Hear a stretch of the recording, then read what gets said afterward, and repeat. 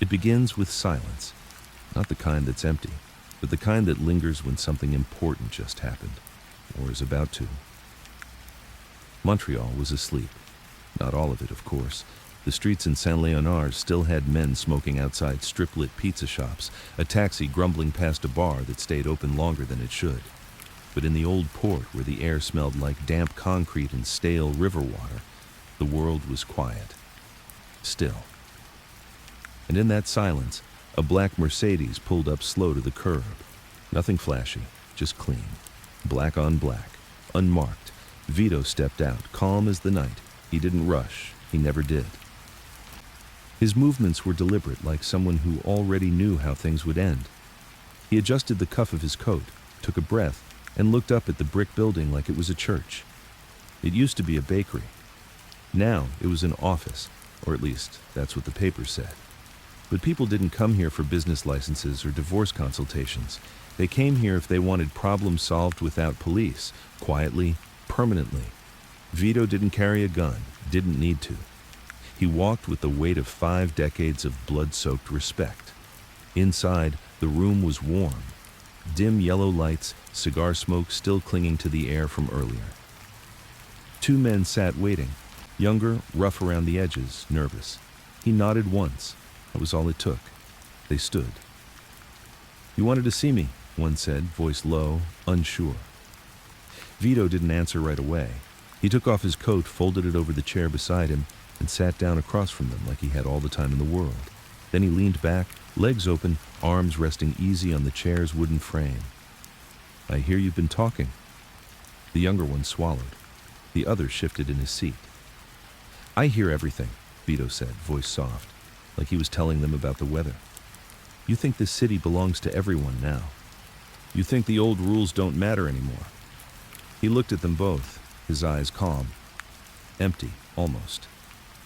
"I buried men in this city before you even knew what Cosa Nostra meant." The younger one tried to speak, but Vito raised a hand. Not quick, not aggressive. Just enough. That was the thing about him. He didn't need to shout. He let silence do the heavy lifting. He stood again, walked slowly toward the window. Outside, the moon was reflected in the St. Lawrence River, soft and broken on the surface. "You want to play gangster?" he said, not looking at them. "Then understand something. Gangsters don't talk. They don't post pictures. They don't run their mouths in nightclubs." He turned around, face still unreadable. They bury their friends, keep their mouths shut, and sleep in peace. That's how we survive. He picked up his coat again, slowly putting it on. "You're lucky," he said as he walked toward the door. "This is a warning. You don't get 2. And just like that, he was gone. Out into the cold night, no gunfire, no blood, just the heavy feeling that something had just happened, even if nobody could see it yet. That was Vito's way. He didn't need to show power. He was power. And across the river, in the neighborhoods that owed him everything, a man locked his door twice. Another looked over his shoulder before lighting a cigarette. A third didn't sleep at all. Because when Vito Rizzuto walked quiet through the night, everyone else listened in fear. Long before the power, before the silence and the suits, before Montreal, there was Sicily. And not the romantic kind they print on postcards. No blue sea and lemon trees in this story. Vito was born into a world of shadows. Ciaculli, a dusty town outside Palermo, was where it started. The sun there didn't warm you. It exposed you. Every corner of the village watched you back. Narrow alleys curved like question marks, hiding men with deep lines on their faces and deeper secrets in their pockets. The kind of place where a boy learned not to ask why the neighbor never came back from the olive groves. Vito's father, Niccolo Rizzuto, was already a man of respect. He didn't talk about it, but everyone knew. He didn't need to brag. That was the first rule. Real power never announces itself. The Rizzuto family lived simply. A 1-floor home with cracked tile and iron shutters. But they ate well. Bread dipped in oil, pasta with rabbit ragu, wine from a cousin's vineyard. And they were never short on visitors, uncles who weren't uncles. Men with wide shoulders and quiet eyes.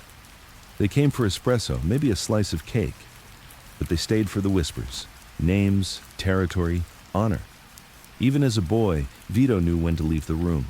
One night, when he was maybe 9, he heard his father say a name, Messina Denaro, and the tone in the room changed. No one laughed after that. No one sipped. Silence fell like a curtain, and Vito, who had been pretending to sleep near the kitchen, felt something he didn't have a word for yet. Power that could kill. It wasn't long before he started following his father without asking. He'd watch him meet other men on the road into town, near the citrus grove where the trees bloomed even in dry season. Vito saw how his father never walked in first. He always waited, and he never faced the men directly until they spoke to him. That was another rule. Let them show you who they are before you show them who you are. When things got bad, and they always got bad in Sicily, Niccolo made a decision. "We're leaving," he said one morning, slicing bread with the same knife he used to trim vines. Canada. Vito didn't ask why. He knew. There had been a shooting in Palermo, someone close, blood on stone, and his father had been quiet ever since. They left with almost nothing.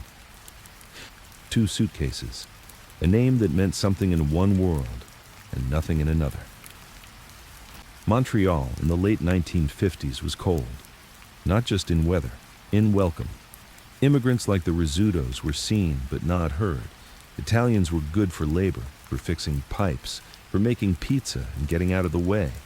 The French elite ran the city with their noses high and their hands in everything. The Irish still clung to what power they had. The English played neutral, pretending not to notice the rest. But none of them noticed the Sicilians in the corners. Vito grew up in St. Leonard, a neighborhood full of faces like his. Dark eyes, strong hands, short tempers. He learned French in school, English on the street, and Sicilian at home. But the language that shaped him was respect. That didn't need translation. His father started small. A tailor shop that barely sewed anything, a fruit import business that made money without moving much fruit. But behind the curtain, the seeds were being planted. Bookmaking, loans, security for the clubs that didn't want trouble. Niccolo didn't run the city, not yet. But he knew who did, and more importantly, he knew who was slipping. By the time Vito was 18, he had seen more cash pass under tables than most bankers handle in a year. But he was smart. He didn't brag, didn't buy flash. He watched, learned, waited. He was his father's shadow. But one day, he'd become the man casting it. The turning point came in the 1970s. Montreal was starting to change. The city's underworld had been dominated for decades by the Calabrian 'Ndrangheta and older crime families connected to New York. The Cotroni family ran most of the show, and Vic Cotroni wasn't someone you crossed lightly. But time weakens all kings. A war was brewing under the surface. Niccolo had grown tired of being second, so had others. But no one wanted a bloodbath. It was Vito who offered something new, something quieter. He was in his 20s then, sharp suit, calm face, moved like a man who knew the next 5 moves on the board before the first one even started. Vito believed in structure, order, business first, violence last. And he had allies, not just in Montreal, but in New York, Venezuela, even back in Sicily. He understood something others didn't. Violence made you feared, but profit made you essential. So he started cutting deals, diplomacy, power sharing. It was slow, risky, but it worked. When the internal war broke out between Paolo Violi and the Cotroni inner circle, Vito stayed quiet. Waited, watched, and when Violi was found dead in his car with half his face missing, no one asked too many questions. By the 1980s, the Rizzuto name didn't just carry weight, it was the weight. Montreal was his, but power never comes free, and it never lets you sleep all the way through the night. In those years, Vito started suffering from insomnia, the kind that didn't come from stress, but from memory. He would lie in bed in his quiet, secure home, wife asleep beside him, the dog snoring softly at the door, and just listen to the creak of the floor, the wind against the window, the ticking of a distant clock. That ticking always bothered him, because it reminded him of something no one in his world ever outran: time. Time made men bold. Time made enemies grow teeth. Time made sons turn into rivals. And in those quiet hours when sleep wouldn't come, he would remember Sicily. He would remember a boy with clean hands who just wanted to know why the men whispered when his father said certain names. He would remember how much he gave up to sit in this cold house with a gun locked in the drawer and a phone that never rang just to chat.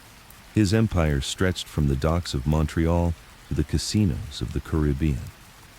He had men who would shoot for him without asking why, judges in his pocket, lawyers who could stall a case for years. But peace, real peace, that wasn't something you could buy, not even with blood. One night in 1994, Vito stood by the window of his office above a fake construction company. It was past midnight. Snow fell like ash outside. He lit a cigarette, even though his doctor had told him to quit. Across the street, a car idled. He knew the plate, one of his men, watching the street, always watching. The door creaked. He turned. It was Domenico, his cousin. "We got a problem," he said. Vito sighed, didn't answer right away. "Salvatore got picked up," Domenico continued. "DEA in Florida. They say he was at a sit-down. They're talking RICO charges." Vito didn't flinch, didn't raise his voice, just stubbed the cigarette out and nodded once. "Handle it? Quietly?" Domenico nodded and left, and Vito went back to the window. The snow was falling heavier now. The streetlights were blurred halos. He closed his eyes for a moment, and for a second, just one, he wasn't the Don of Montreal. He was a boy again, hiding behind the kitchen curtain, listening to names being whispered that would one day be carved into tombstones. He breathed in, slow. Because that was the thing about being king. You never really slept. You just waited with your eyes closed. There's a moment in every empire when the king feels it. The shift. Not a betrayal, not yet. Just something off. A look that lasts too long. A silence that wasn't there before. A trusted man who starts knocking before he enters the room. That moment had arrived for Vito Rizzuto. It wasn't obvious. The streets were still quiet. The money was still coming in. The ports ran smoothly, the shipments didn't raise flags, and his people still bowed their heads when they saw him. But Vito knew the difference between peace and a storm holding its breath. It started in Toronto, of all places. Toronto was supposed to be stable, cold and structured, less emotion, more numbers. Vito didn't love the city, but it served its purpose. The men there paid their dues. The local crews knew who sat at the head of the table, or at least they used to. Then came Joseph Big Joe DeMaulo. He'd been a trusted lieutenant, old school, grew up with Vito, sat at his table, held his wine glass, toasted his father's name when Niccolo passed. But in the underworld, blood doesn't mean what it means in church. Joe had been making side moves, quiet ones, cuts on drug shipments that weren't approved, pocketing money off union deals that were supposed to go through Montreal, and worse, talking to men he shouldn't have been talking to. At first, Vito didn't want to believe it. "You sure?" he asked Rocco, one of his oldest enforcers. They were sitting at a little trattoria on Belanger Street, forks scraping plates of veal as the world passed by outside like everything was fine. Rocco didn't look up, just chewed, swallowed, and nodded. "I saw the wire myself," he said. "RCMP got a meeting with the Americans, Gambino guys. Jersey." Vito's face didn't change. He just stared at his food for a long time, then pushed the plate away. The betrayal didn't sting because of the money. He had plenty of that. It stung because he'd trusted Joe. They'd buried men together, hid in basements, starved through embargoes, and sweated through turf wars. Joe had once carried Vito's baby girl across a frozen street during a snowstorm when the car wouldn't start. Now, he was selling pieces of the kingdom like it was a garage sale. The betrayal couldn't go unpunished, but it couldn't be loud either. Not yet. Vito hated public blood. It brought headlines. It brought cops. And worst of all, it brought questions. So, he waited. And in the waiting, his nights grew longer. He'd wake up at 3:47 a.m. like clockwork, chest tight, breath shallow, not from fear, from memory. That's how stress hit men like him, not in panic, but in memory. Old faces, old jobs, things that had gone wrong. One night, he sat on the balcony of his Laval estate, bathrobe open to the cold, eyes fixed on the horizon as if something out there might explain everything. His wife, Giovanna, came out behind him quietly. "You're not sleeping again," she said. "No," he replied. She didn't ask why. She knew better. But she stood next to him, arms folded, silent for a while. "They're saying things," she whispered. He turned. "Who?" "People in the community. About Joe, about Toronto, about change." Vito didn't respond. He just looked out into the distance. That was the thing about power. Everyone wanted you to be strong, even when the cracks were showing, especially then. A week later, a fire broke out in a small warehouse on the outskirts of Mississauga. Inside were the remains of a man, charred, unrecognizable, but dental records confirmed it, Big Joe. The papers didn't run with it too much, just another suspicious fire. Police shrugged, no witnesses, no cameras, no answers. Vito didn't celebrate, he didn't smile. He just sat at the long wooden table in the back of a family-owned restaurant and stared at the empty seat across from him. "I warned him," he said, almost to himself. The men around him didn't respond. They knew better. Rocco leaned in. "It's done." Vito nodded once. "Good." But even as he said it, something shifted in his chest. Not guilt, not sadness, just that feeling again, like something was wrong beneath the surface. Killing Joe should have solved the problem. It didn't. The RCMP were watching. So were the DEA. So were men from New York, who used to kiss Vito's ring, but now only returned his calls when it was convenient. More disturbing, new faces were starting to appear. Young guys, fast cars, flashy watches, cell phones always ringing. They walked into nightclubs with entourages and left trails of cocaine and rumors behind. They didn't know the rules. They didn't want structure. They wanted chaos. They wanted to be gods without learning how to be men first. And Vito could feel the center slipping. One of his own, Francesco Arcadi, a soldier turned capo, started going behind his back, running side deals with bikers, patching up with rival crews that had once been enemies, trying to build his own name. Vito called him in. They sat in the private back room of a cigar lounge off Boulevard Saint Laurent, the air thick with smoke and the tension of too many unspoken things. "You trying to be boss now?" Vito asked softly. Arcadi didn't flinch. "I'm just doing what needs to be done." Vito raised an eyebrow. "And I'm not?" Arcadi looked at the floor for a second, then back up. "You're not what you were, Vito." It was a small sentence, but it hit harder than a bullet. Later that night, Vito walked alone through his garden. Giovanna watched him from the kitchen window. He didn't look angry, just tired, more tired than she'd ever seen him. That night, he didn't wake up at 3:47 a.m. He didn't sleep at all. The final straw came with the arrest of 3 men in New York, linked to a triple homicide in 1981. Capo Alfonso Indelicato, Philip Giacconi, and Dominic Trinchera. Their bodies had been found in a shallow grave in Queens years ago. But now, the feds had new witnesses, names, testimonies, and worse, video evidence. In 2004, Vito Rizzuto was indicted for his alleged involvement in those murders. He was charged in the U.S. The Teflon Don of Canada was now on the hook for a crime in America. It hit like thunder in a quiet church. Montreal gasped. The underworld froze. Vito, in public, remained calm. Dressed in his best suit, he surrendered with no drama. But behind closed doors, in a jail cell far from home, he sat against the wall, staring at the floor like it might open up and swallow him. He wasn't worried about prison. He was worried about what would happen in his absence. He'd spent his life building an empire that ran on rules. Now he was handing the keys to men raised on ambition instead of respect. And as the bars clanged shut, he knew one thing for certain. It wasn't over. But the war had just begun. Vito Rizzuto arrived at the Metropolitan Detention Center in Brooklyn in late 2006, dressed like a man going to a meeting, not a prison. Navy blue suit, Leather shoes, hair slicked back. He didn't lower his eyes. He didn't ask questions. When they took his belt, he didn't flinch. When they took his watch, he smiled once and handed it over without a word.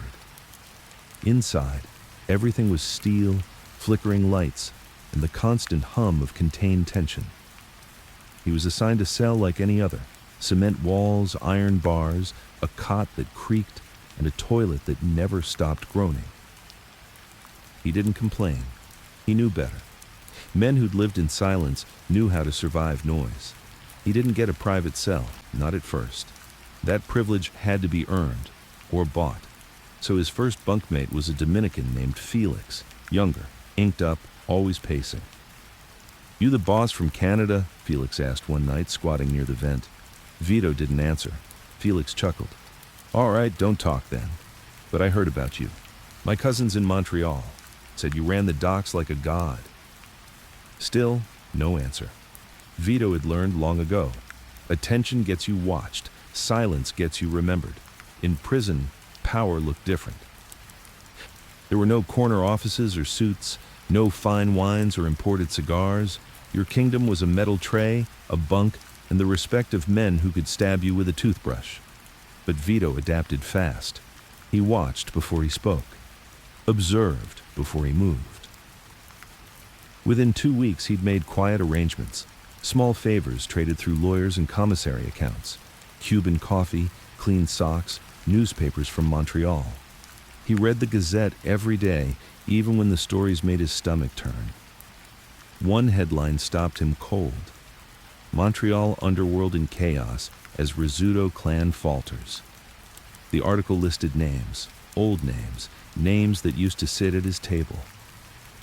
Now they were fighting like dogs over scraps. Francesco Arcadi, the same one who had questioned Vito's leadership, was now calling shots like he wore the crown. There were arsons, targeted shootings, even biker alliances being reformed. The same bikers Vito had spent years keeping at arm's length. One night, Vito sat in the common area, paper folded in his lap, hands calm, but his jaw set. Another inmate, a quiet Italian from Jersey, saw it. "Tough seeing your city bleed, huh?" Vito didn't look up. "She's not bleeding," he said after a long pause. "She's remembering who kept her safe." He didn't talk to many people inside, but he watched everything. Who ate with who walked alone, who the guards feared, who the rats were. He began to build a new kind of network, not soldiers, not capos, but men with access. A former lawyer turned inmate helped him decode the court schedule. A Nigerian fraudster knew how to get phones past inspections. A quiet Russian hacker offered encryption tools in exchange for protection. Vito didn't use violence. He used gratitude, small, quiet gifts, commissary deposits that appeared without explanation, legal advice slipped through fences, a whispered warning before a fight broke out. It wasn't about ruling, not yet. It was about staying informed, because information was power, and Vito had lost enough of it on the outside. Letters came weekly, typed, coded, filtered through lawyers and family. Most came from Giovanna, his wife. They were clean, recipes, family updates, prayers. But some came from his son, Nick Jr. Those were different, carefully written, laced with subtle updates. "Rocco's worried about Arcadi. Says he's meeting men he wouldn't have dared talk to 6 months ago. They're sniffing around our guy in Venezuela. Customs got tight again. A few guys think the king's not coming back." That last line stung. Vito reread it 3 times. He wasn't angry. He was calculating. Because that's what a Don does, even from inside a cage. In his 3rd month, a man arrived who changed everything. Cesare Vella, short, sharp-eyed, always humming Sinatra under his breath. Ex-New Yorker, serving time for extortion, known for keeping his ears open and his mouth shut. Vella recognized Vito the second he saw him. "They said you were tall," he joked, sliding into the lunch table. Vito raised one brow. "They said you had manners." They laughed, quietly, like men who didn't need to prove anything anymore. Vella had connections, not to Canada, but to the feds. He knew what was going on behind courtroom doors, what prosecutors were pushing, what evidence was real, what was smoke.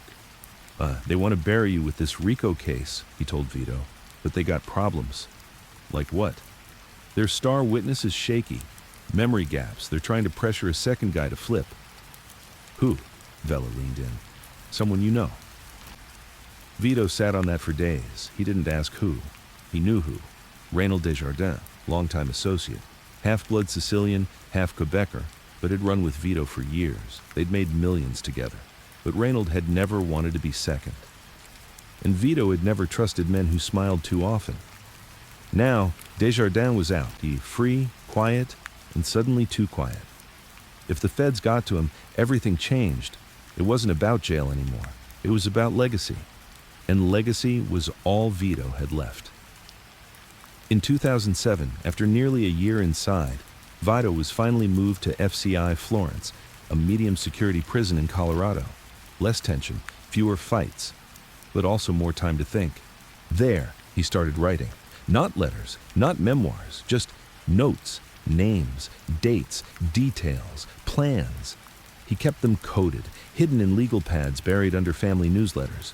Each note had a purpose. Because he wasn't thinking like an inmate anymore. He was thinking like a general waiting for his sword back. Back in Montreal, things were boiling. Murders were up.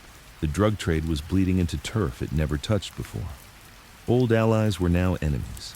Former friends had turned their backs, and the Rizzuto name was becoming just a name. Then, the worst news came. One letter. One sentence. They killed Nick.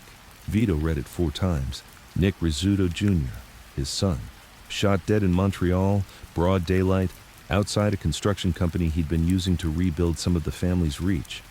It wasn't a warning, it was a message. You're not coming back, and if you do, there's nothing left for you.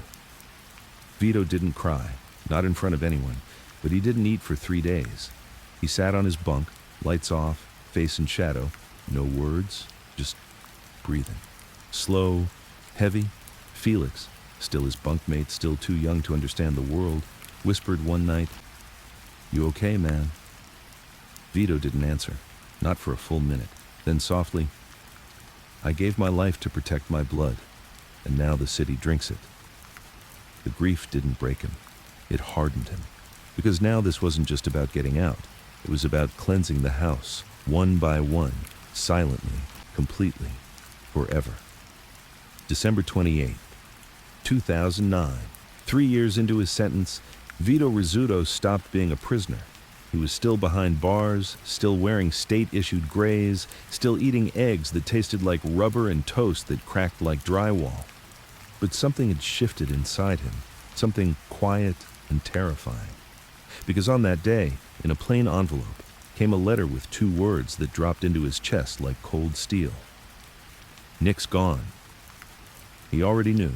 He had read the article, seen the blurry photo of the white sheet draped over his son's body, feet poking out in the slush of a Montreal winter. But reading it from family, from home, from his blood, made it real. His son was dead, executed.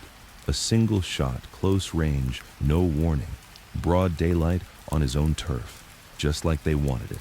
Not a rival, not an accident, a message. There had been whispers even before that. A car torched near a known front business, a strange silence from men who once called every week. But now, everything was loud, screaming. They had gone after his son, not just a blow to his name, a message to his soul. You are no longer the king here. You are forgotten. You are history. In his cell, Vito sat motionless for hours. No anger, no tears, just cold stillness. Even the guards noticed. They stopped glancing into his cell with mock suspicion. That night, they passed by his door, slower, eyes lower. They didn't know what he was thinking, only that he wasn't thinking like a man who'd accepted defeat. He hadn't cracked. He'd calcified. He spoke only once that day, to himself. A whisper under his breath in Sicilian. "Now we begin." He didn't sleep. Not properly, not anymore. Each night he would lie on the stiff cot with his hands behind his head and play the same scenes in his mind over and over. Nick's laugh, loud, careless. Nick's first job, the fake construction deal that made 400,000 clean. Nick's last hug, rushed. Distracted, 1 foot already out the door. He should have stopped him. He should have told him to lay low. He should have... But Vito knew the truth. He couldn't stop what was already in motion. When you build a kingdom of wolves, eventually someone wants the crown. And if they can't take it from your head, they'll take it from your blood. The next month was quiet. But Vito was working. Not loudly, not with fists. He began to write, not letters, orders, coded, filtered through legal teams, family, men who still had enough loyalty left in their bones. He built what he called the list, not on paper, only in his head. But every name that had whispered against him, that had shifted their eyes when they used to bow their heads, was written into that silent, deadly list. Desjardins, Arcady, the upstarts in Toronto, the bikers who got too close, the New York rats, one by one. He traced their moves, gathered reports, reactivated old allies in Venezuela, in Italy, in Haiti, in Florida. Places that had gone quiet were now humming again. He didn't just want revenge, he wanted precision. This would not be an explosion, it would be a purge. In the prison yard, Vito began walking. Every day, same time, same path. Slow, measured, 4 laps, no more, no less. Men noticed. Felix, his old cellmate, now in a different block, once called out, "Why you always pacing, old man?" Vito stopped, turned. "Measuring the grave," he said. No one laughed. By early 2010, Vito had moved into a different kind of prison rhythm, one where every movement had meaning, every silence had weight, and every letter that left the facility carried the quiet seed of destruction. He began sending word to Sal, the engineer Carbone, a Sicilian expat in Caracas who had once managed Rizzuto business in South America. Sal owed him everything, including his daughter's safety. Vito's message was simple: prepare for a reset. Sal didn't need details. He started shifting cash, calling in debts, finding old men in dusty suits who'd once sworn loyalty in kitchens and basements under dim yellow lights. They weren't flashy, but they were still loyal. Because Vito hadn't ruled with greed, he'd ruled with order. And now, chaos was choking the city they once kept clean. Meanwhile, back in Montreal, things were falling apart. Rival factions began splitting the city into pieces, and Drangheta crews from Ontario were creeping in. The biker gangs, always hungry, always waiting, had started demanding their cut. And worst of all, Desjardins was making moves, not just drug routes, political influence, unions, city contracts, the quiet kind of power that lasts longer than bullets. He was trying to replace Vito, not just in name, but in legacy. And for that, he would never be forgiven. One morning, Vito sat in the rec area, paper open, eyes scanning an article in La Presse. A quiet hit had occurred. A mid-level trafficker linked to Vito's old crew found dead in his car. 2 bullets, one to the heart, one to the mouth. Classic message. You talked, you died. Vito read it twice, folded the paper neatly, slid it under his arm. He didn't smile, but he nodded.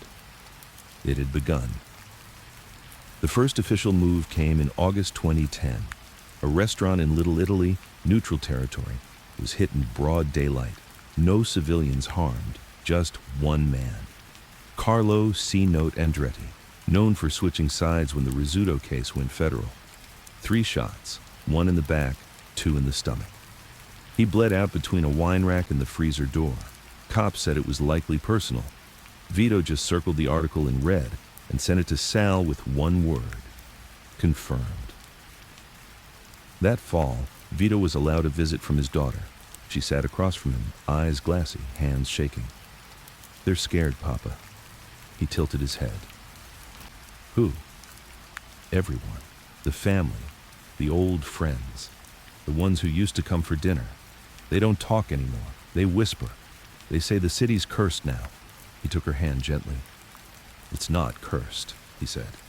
"It's just unfinished." As winter came again, so did more deaths. Subtle, clean. An accountant with too many secrets fell from a balcony. A driver known for flipping information had a sudden heart attack. in his 30s. A stash house in Laval caught fire with 2 men locked inside. Police tried to connect dots, but the lines were too faint. They thought the Rizzuto clan was dead. They thought Vito was done, but he wasn't finished. He was rebuilding from a cage, with nothing but memory, rage, and time. One night, while alone in his cell, Vito whispered the names again, the names on the list, the names he would erase one by one until Montreal remembered who kept her safe. He closed his eyes, not in rest, not in peace, but in patience, because men like Vito Rizzuto didn't go away. They waited. October 6th, 2012, Florence, Colorado Federal Correctional Institution, 7:03 a.m. A steel door groaned open, not quickly, not dramatically, just slow, mechanical, like the world itself was reluctant to let Vito Rizzuto go. He stepped through wearing a gray coat too thin for the cold and black dress shoes that hadn't touched real pavement in over 5 years. No cuffs, no chains, just silence. 2 guards nodded, no words, no threats. They didn't say goodbye. They didn't need to.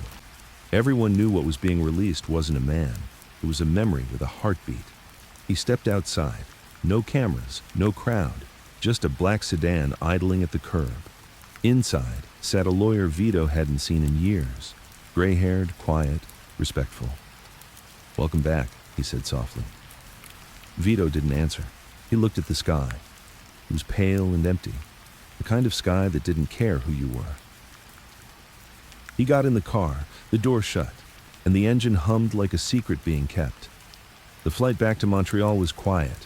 Private jet, paid in full, no attention. Vito sat by the window the whole time, hands folded, eyes lost in the clouds. He wasn't thinking about the prison. That was done. Finished. He'd survived it the way he survived everything, with patience and silence. He was thinking about his city, his streets, his crews, his name, and more importantly, who had tried to bury it. Montreal greeted him like a stranger. The streets were the same, but the faces were different. The old bodegas were gone, replaced with glass coffee shops and real estate offices. The old names were missing too. Some dead, some hiding, some pretending they never knew him. The underworld didn't make noise when it changed hands. It shifted like tectonic plates, slow, then all at once. And while Vito had been away, the city had cracked open. The Rizzuto house in Laval stood just as he left it, cold, grand, silent. The lawn was trimmed, the windows clean. But something was missing. Nick. His son should have been standing there, keys in hand, smile on his face, saying, "Papa, welcome home." Instead, the door creaked open with a kind of grief soaked into its hinges. Giovanna greeted him with a long hug, but it was the kind of hug where both people are afraid to let go because they know the world outside, it has changed. "You're home," she whispered. He nodded, but he didn't feel it. Not yet. That first night, Vito didn't sleep. He sat in the same leather chair he had once held meetings in, the same place where he taught Nick how to pour wine without spilling a drop, the same room where they'd laughed about stupid soldiers and bad deals that went south. Now it was empty, smelled like pine cleaner and dust, too clean. He opened the drawer and found the watch Nick had given him for his 60th birthday. Engraved on the back, "Time means nothing when blood is forever." He stared at it for a long time. Not a tear, not a word. Just time, ticking again. The next morning, Rocco came by. Still loyal, still gray-haired, still with that slight limp from the old hit in '93 that went sideways. "You look good," he said. Vito grunted. "Don't lie." They sat in silence, shared a coffee, the kind that tasted like burnt soil, just the way Vito liked it. "City's different," Rocco finally said. "I know. Boys are all over the place. Bikers got a piece of North. Toronto crews are sniffing around again, and Desjardins." Vito raised a hand. "I don't want updates. I want names." Rocco nodded, slid a folded paper across the table. Vito didn't open it right away. He just looked at it like it might bleed. "You sure about these?" he asked. Rocco nodded again. Every one of them forgot who fed their families. Vito picked up the list. His fingers didn't shake. First name on the list, Arkady. his old capo, the one who'd looked him in the eye and said, "You're not what you were, Vito." He was now sitting fat on club money, union deals, and drug routes that once ran through Vito's veins. Second name, Desjardins, the one who played both sides, pretended to be a friend. Smiled at the funeral, kissed Giovanna's cheek. The rest? Names of cowards, middlemen, enablers, ones who whispered to police, ones who moved cash behind his back, ones who smiled during the collapse. Vito folded the list and slid it into his coat. "I'll take care of it." Rocco frowned. "You just got out.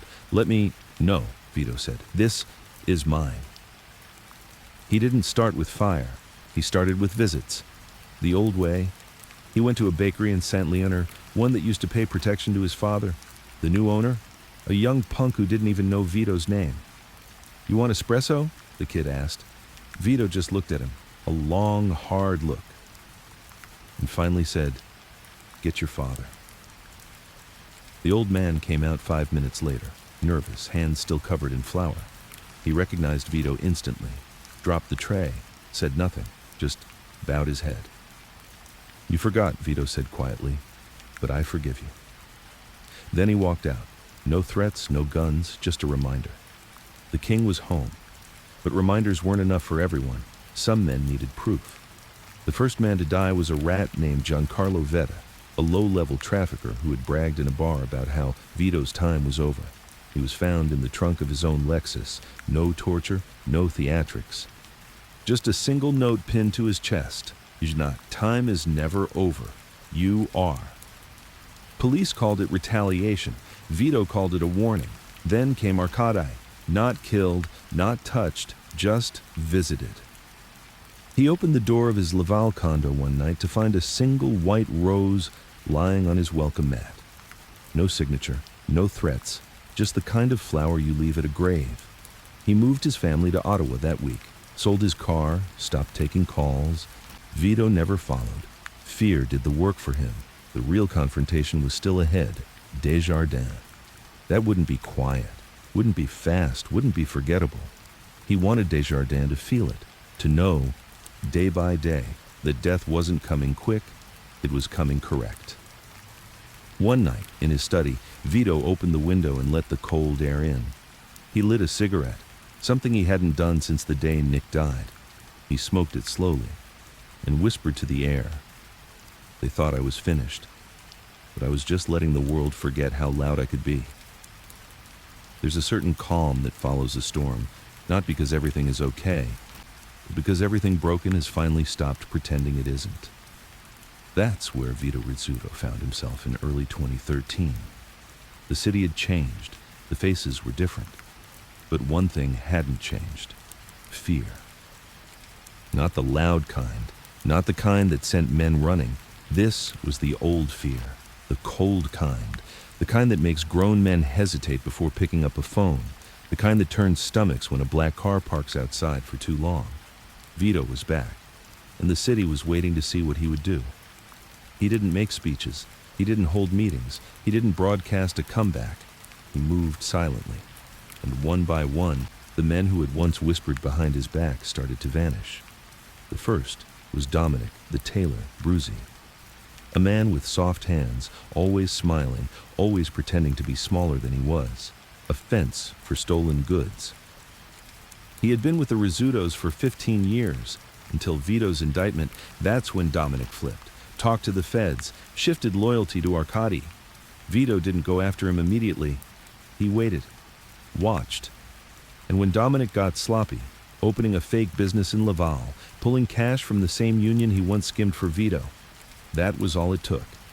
He was found in his own storefront, shot once in the head. The bullet casing left on the counter, polished clean. The press called it a message. It wasn't. It was a signature.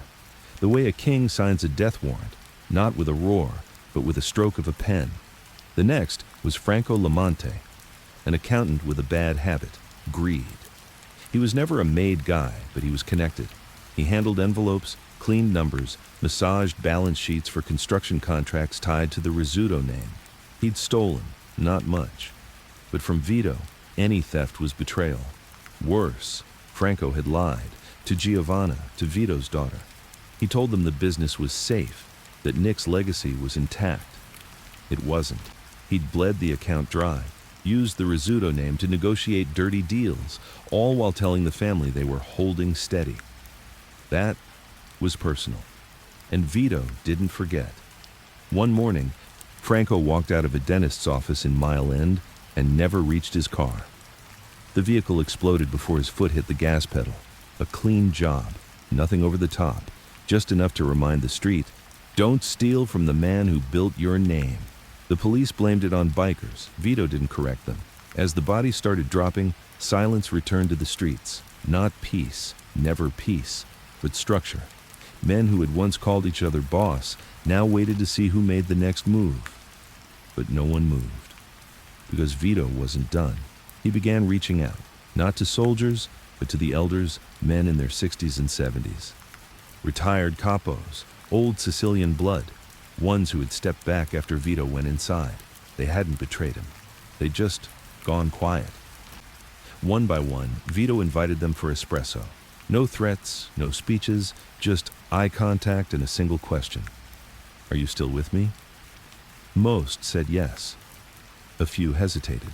One man, Salvatore Maglione, who once ran a crew out of Sant Huber, said something Vito didn't expect. I thought you weren't coming back. Vito nodded, stirred his coffee, didn't smile. Everyone thinks that, he said, until I'm sitting across from them.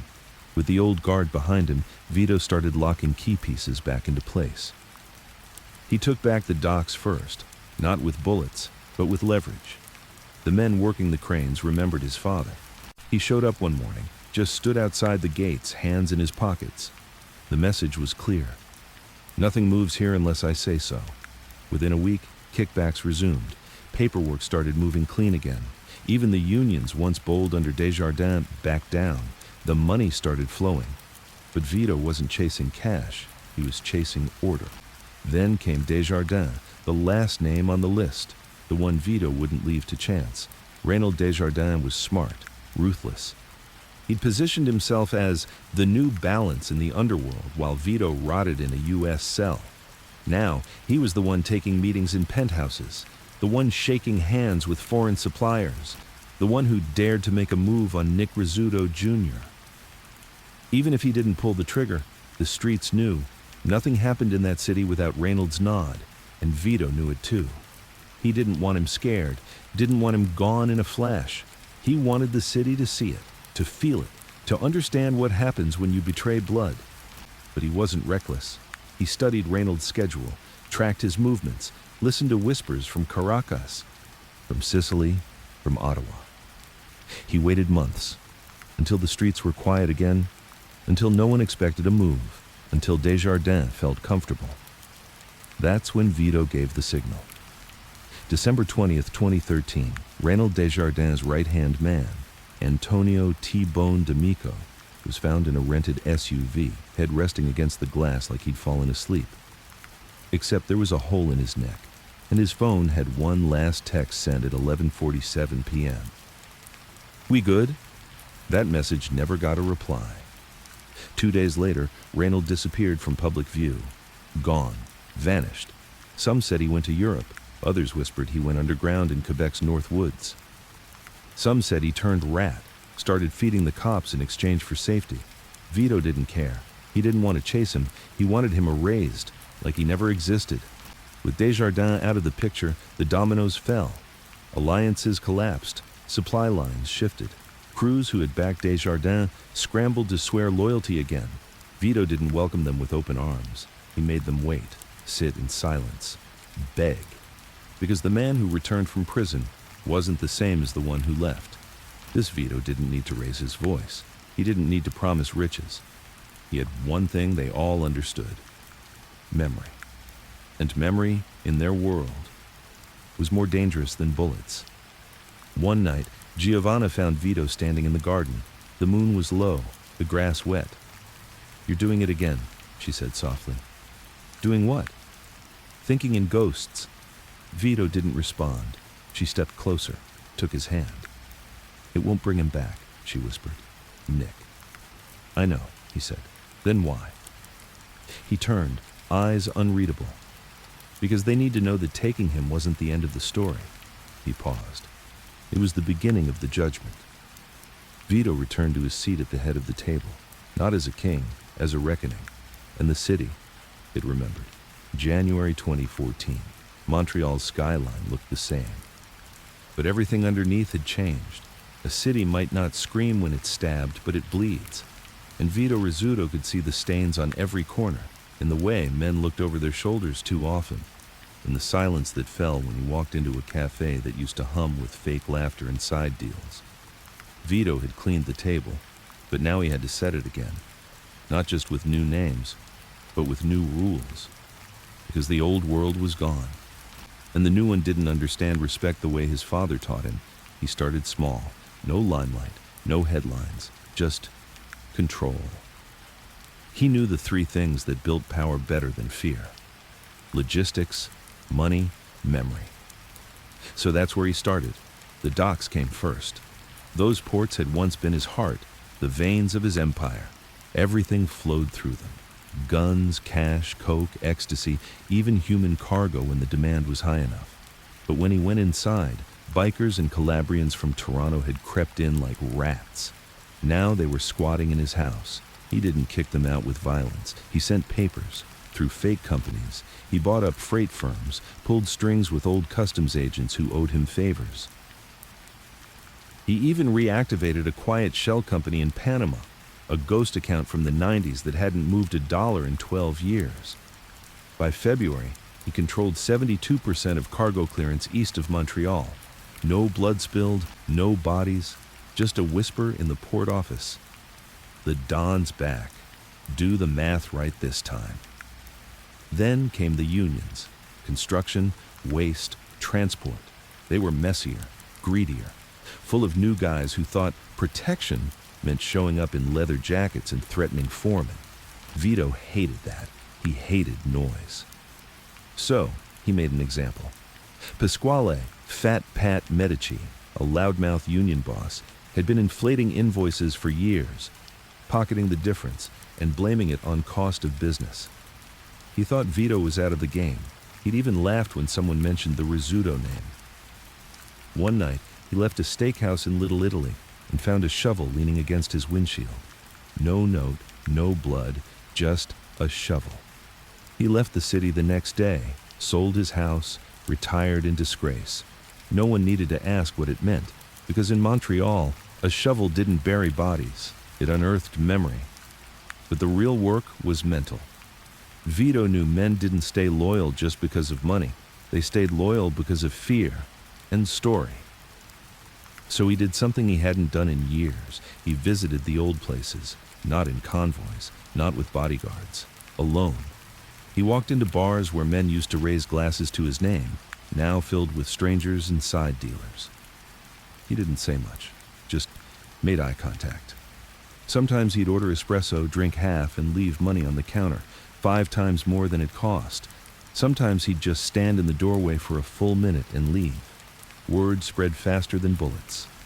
The ghost is real. He's not gone. He knows. By March, he held quiet meetings in a hidden room under a bakery in Villeray. The same room where his father once sat with the Cotroni family, way back when a Sicilian had to beg for a seat at the table.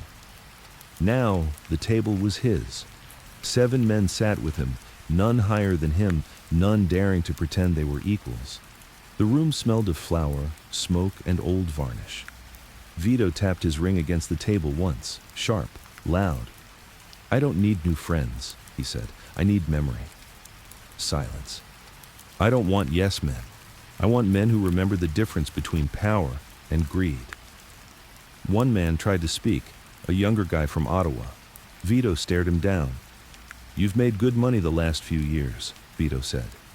"Tell me, did you ever put it back in the community? Did you give it to widows, to the boys inside?" The man stammered. "Then you're not loyal. You're just fat." The table went quiet. "From now on, we go back to the old rules," Vito said. No phones at meetings. No public business. No posting. No women in the life. No cowards pretending to be soldiers. "If you can't follow that, you don't eat with me." He stood up. No handshake, just a nod. That night, 2 men from that meeting disappeared. The rest understood. But rebuilding a kingdom meant more than reestablishing power. It meant reconciling ghosts. And for Vito, there were 2 ghosts that never left. Nick, his son, and his father, Niccolo. The house in Laval still held both of them. Nick's old room was untouched, shoes still under the bed, cologne half full, photos taped to the mirror. Niccolo's suit still hung in the closet downstairs, hand-pressed wool, untouched by time. One night, Vito walked into his father's study. The leather chair was warm. The desk still smelled of cigars and lemon oil. He sat down slowly, opened a drawer. There, under a pile of old receipts and bank statements, was a photo. Nick, Vito, and Niccolo, 3 generations, 3 kings. He stared at it for an hour, finally whispered, "I fixed it." By spring, Montreal wasn't just quiet. It was humming, but not with fear, with order. Crews started operating like the old days again. Envelopes were clean. Disputes were handled in person, not with drive-bys. Men kissed cheeks again, not texted threats. Even the bikers stepped back. Their top men requested a sit-down. Vito agreed. He didn't want chaos. He wanted harmony through hierarchy. So they met in a snow-cleared warehouse, no weapons, no entourages. Vito told them plainly, "You can eat at the table, but not on the table." They agreed. That was all it took. Giovanna noticed the change in him. He was slower, yes, older, but sharper, calmer, more dangerous. "You found your rhythm again," she said. "No," he replied. "I found my purpose." She smiled sadly. "And when it's all built again?" Vito paused. "Then I can rest." But rest wasn't coming yet.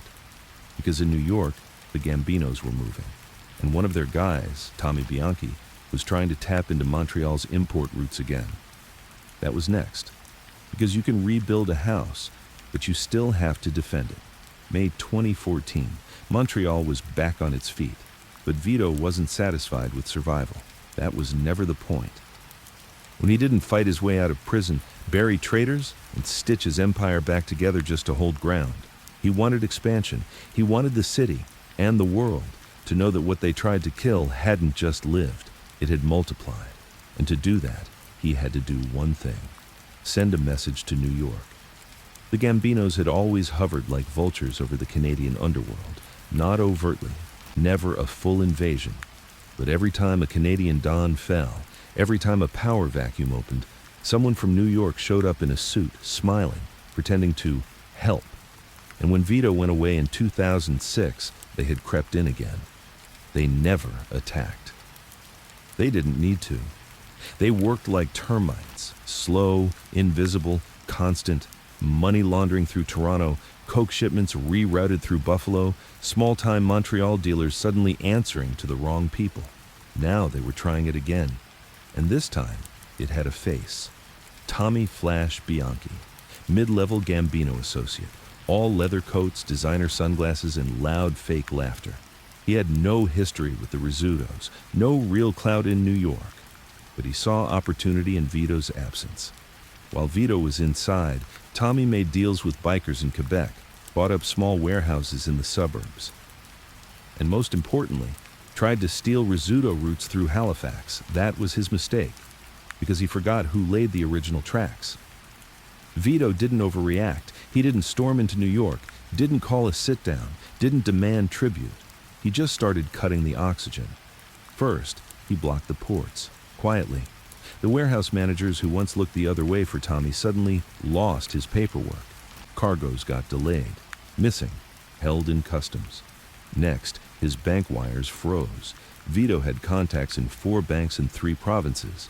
When Tommy tried to move money into Canada through shell accounts, red flags appeared where there had never been any. Then came the nightclub inspections. Clubs in downtown Montreal that Tommy had invested in, laundry fronts mostly, suddenly started getting visits from revenue agents, health inspectors, and police sniffing for underage drinkers. It wasn't a war, it was a siege. Meanwhile, Vito sent out invitations, not to New York, to Hamilton, Toronto, Sudbury, all Ontario towns with Calabrian and Sicilian pockets that had grown fat during his time away. Some had drifted, some had disrespected, but most, they were still scared of his name. He met with old men in diners, in garages, in basements under meat shops. He didn't raise his voice once. He just told the truth. If you work with New York, you'll get what New York gets. They understood what that meant. Within weeks, 5 small crews re-swore loyalty to Montreal. The old Rizzuto influence was now back across the border. Tommy got nervous. He flew up personally, bold move, and checked into the Ritz-Carlton. He started demanding meetings. None came. So he did something stupid. He walked into L'Angolo, a restaurant in Little Italy that had once been neutral ground, sat at the back table, ordered 2 bottles of Amarone, started telling anyone who'd listen that Montreal doesn't own the game anymore.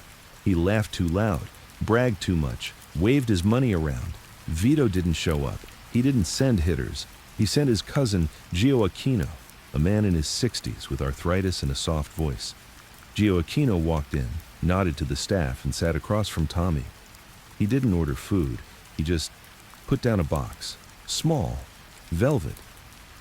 "Compliments of Vito Rizzuto," he said softly. Tommy opened it. Inside was a broken watch face, shattered, scratched glass dust still clinging to the edges.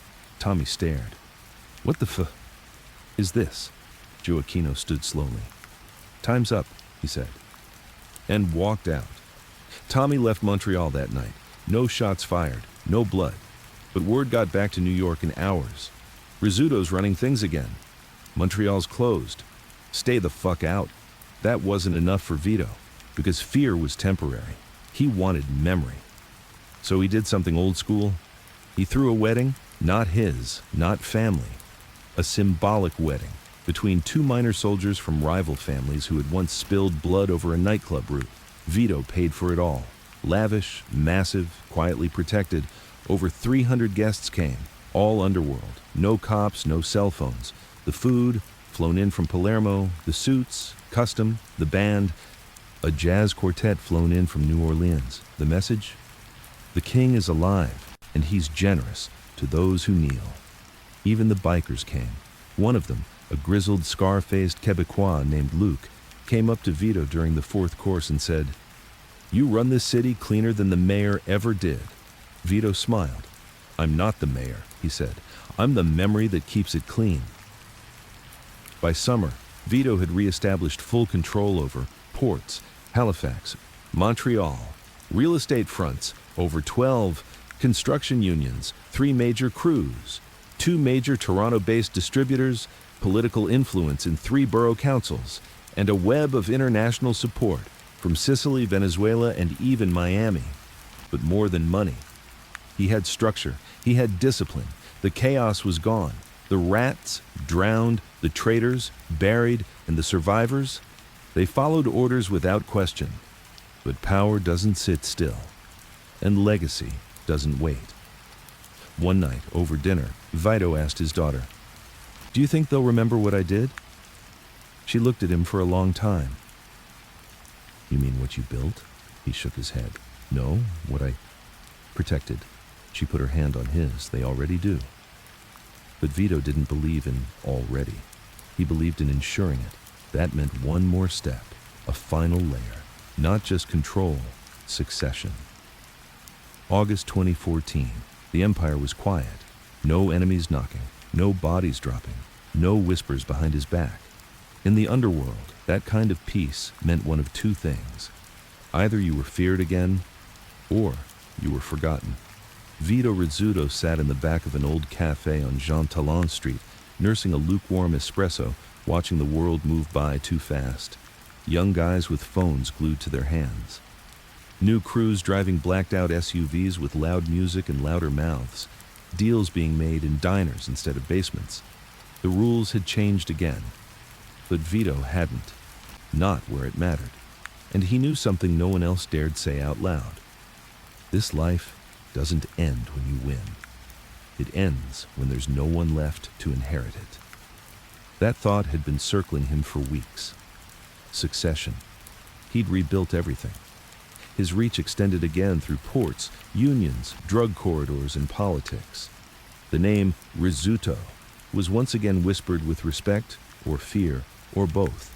But a name dies without a bloodline, and his bloodline was broken.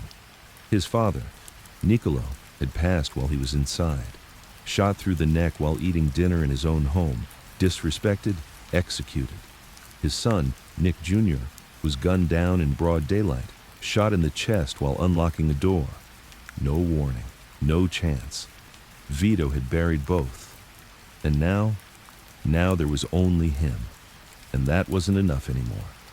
One night, Vito stood at the window of his Laval estate, staring out over the yard where Nick used to throw a football with his cousins. Giovanna came up behind him. "You're not sleeping again." No, he didn't turn around. She stepped closer.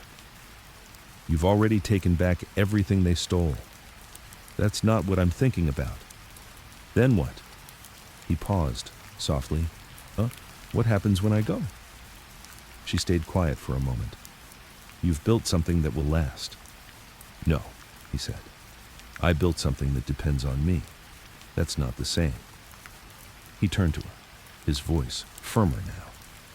"If I disappear tomorrow, how many of them stay loyal? How many go back to selling dope to kids, or skimming off the top, or talking to the feds?" She didn't answer. She didn't have to, because Vito already knew. Over the next few weeks, Vito began testing the waters. He didn't announce anything, didn't hold formal meetings, but he started watching people differently, listening harder. He paid attention to the young ones, the nephews, the cousins, the sons of old soldiers. Pasquale Romano, 33, son of an old enforcer, smart, steady, but too soft, more interested in real estate than respect.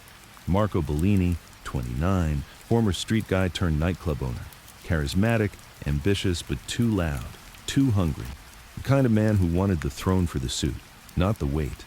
Salvatore Greco, 40, a distant cousin from Sicily, cold, calculating, dangerous, but not loyal, not to Vito, loyal only to opportunity. He even considered Rocco's son, Claudio, quiet, dependable, but clearly not built for leadership. Too thoughtful, too clean, no one fit, not yet.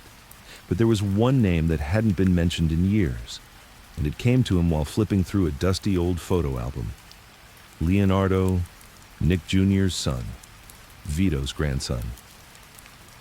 At the time of Nick's death, Leo had been 16, barely old enough to understand the politics of power. Vito had told him to stay away, to finish school, to travel, to build something else, something clean. Leo had listened, or at least pretended to. Now he was 22, living in Rome, studying international law, fluent in English, French, Italian, and Sicilian dialect. But more importantly, he had his father's eyes and his grandfather's silence. Vito made the call. The line rang twice before Leo answered. No, he said, surprised. "Are you coming home this year?" There was a pause. "I wasn't planning on it." "I think you should." "Why?" "I want to talk to you." Another pause. Longer this time. Then, "All right, I'll be on the next flight." 3 days later, Leonardo Rizzuto stepped off the plane in Montreal wearing a dark coat, sunglasses, and a quiet look of curiosity on his face. He looked nothing like the street guys Vito dealt with. He looked clean, sharp, neutral. He wasn't dressed like a soldier. He was dressed like a lawyer, but Vito saw something under the surface, something old, something buried. They drove back to the estate in silence. Vito didn't ask questions. Leo didn't volunteer.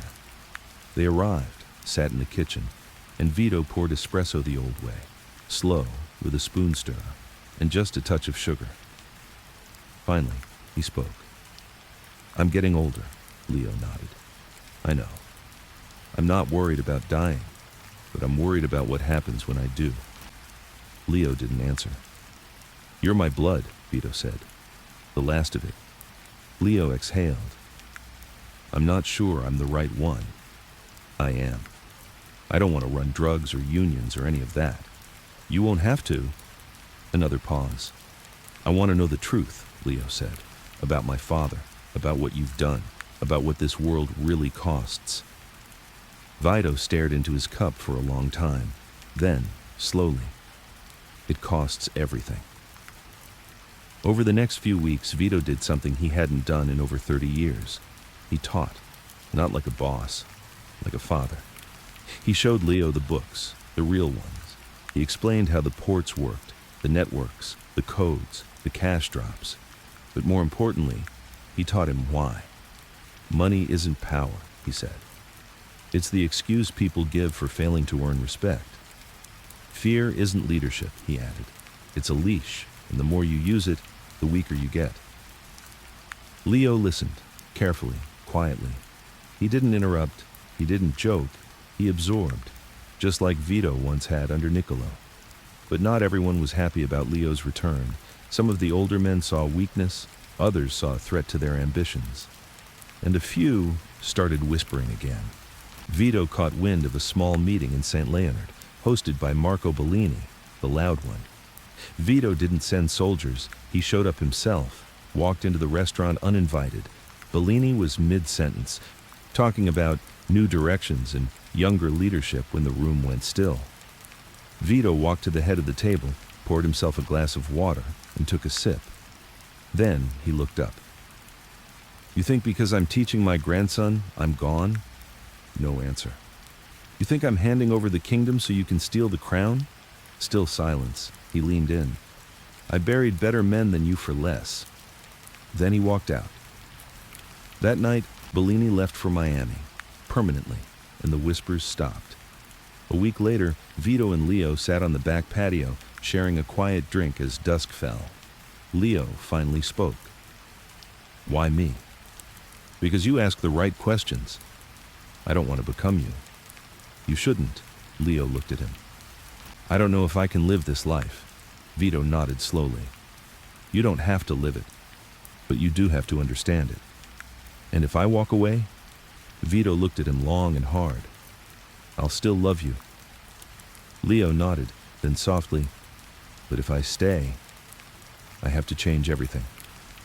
Vito smiled, for the first time in months. "Good," he said, "because the world we built is dying, and the one you'll inherit will be the one you choose to remake." That night, Vito went to bed without checking the locks. For the first time in years, he slept. Because legacy wasn't about building a kingdom. It was about choosing who gets the key when the gates close. October 2014. Montreal had calmed. No more blood on sidewalks, no more bodies in trunks, no more funerals with guards outside the church. But calm wasn't peace. It was pause. The kind of stillness that comes before a storm, when every streetlight feels like an eye, and every silence feels planned. Vito Rizzuto knew it, and he was watching closely. Because now, everything depended on one thing. What would Leonardo do next?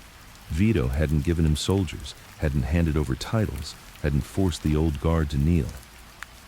He gave Leo only one thing: space. Because men who are born into power either become dependents, they become something greater. And Leo, he wasn't talking much, but he was watching. His first move wasn't dramatic. He didn't walk into a room and declare himself Don.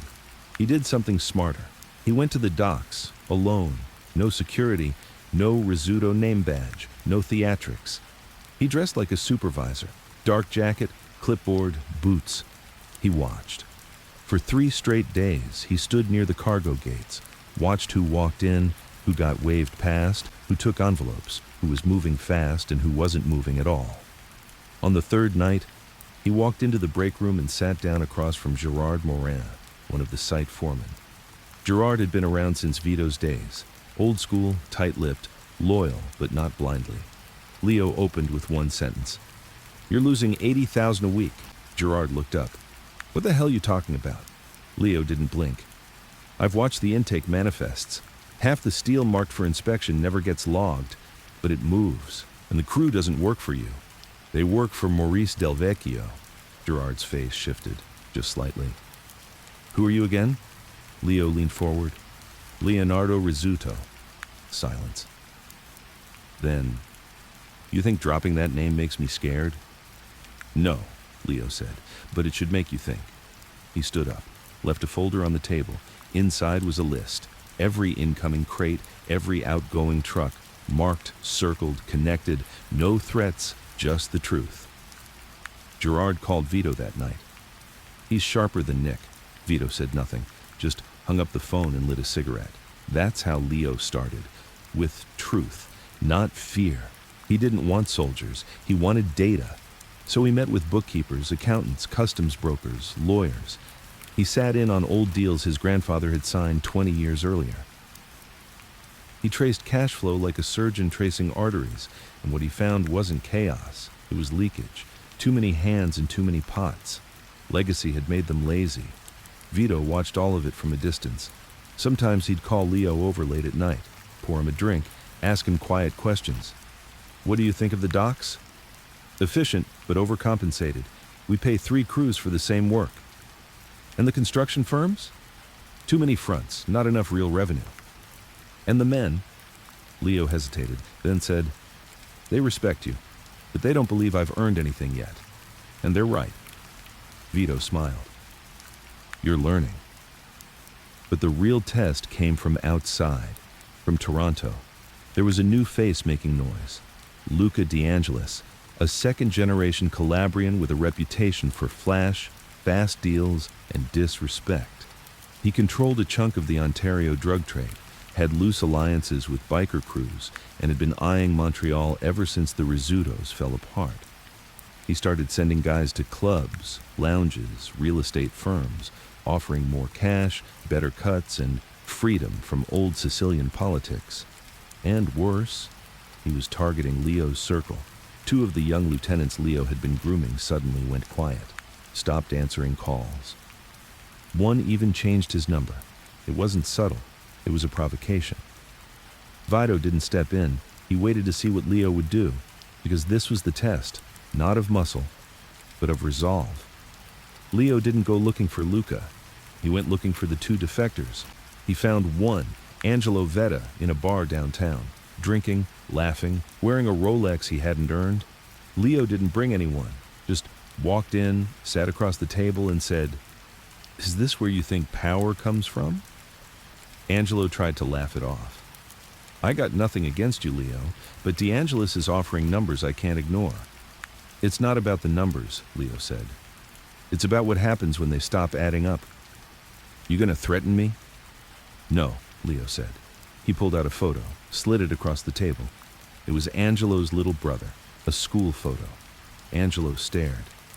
"You spying on my family now?" "No," Leo said calmly. "I just remember who bought your brother's school books last year when your gambling debts ate your paycheck." Angelo went pale. Leo stood. "You can chase a flash in the pan, or you can remember who carried your family through the dark. Choice is yours." He walked out. Angelo showed up at the warehouse the next morning with his head down, didn't say a word, just went back to work. But the second defector, Christian Massi, wasn't as easy. He didn't just switch sides. He started talking to DeAngelis, to corrupt cops, even to a podcast journalist obsessed with mob stories. He was loose, drunk, dangerous, and worse, he was angry. Said Leo was soft, said the Rizzutos were yesterday's name, said Montreal belonged to the new generation. Vito heard about it first. He called Leo over, sat him down, poured whiskey this time, not wine.